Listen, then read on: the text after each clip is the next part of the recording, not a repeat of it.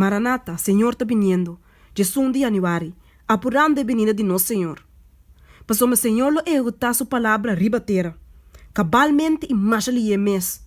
Romanos 9, versículo 28. Tem a profecia de Jerusalém sobre destruição.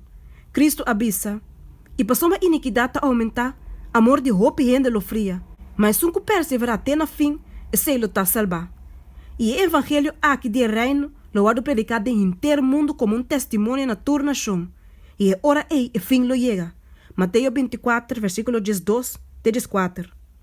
A profecia aqui, a trobe lo guardo cumprir. O aumento de iniquidade de tempo aí, tem a sua contrapartida de geração aqui.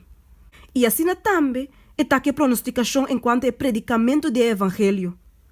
Promete a caída de Jerusalém.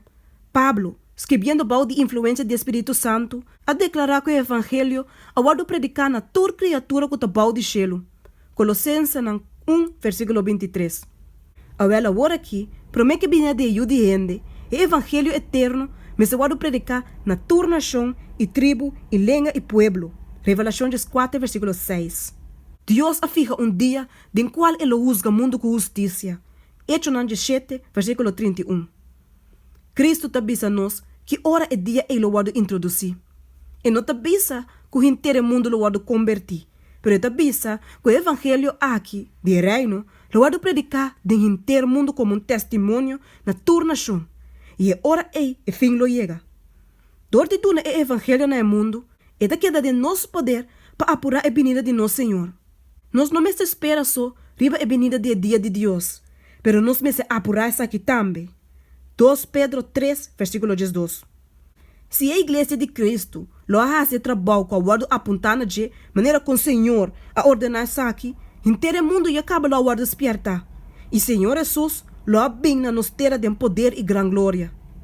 Tá é incredulidade, é mundaneria, é falta de consagração e desunião entre o povo de Deus que atende nos fascina tanto ainda de mundo de pecado e tristeza aqui.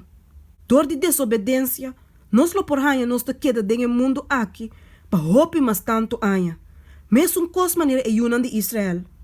Pero para causa de Cristo, su pueblo não mais sigue ainda de pecar e pecar, culpando Deus de consequência de na própria conduta na malo.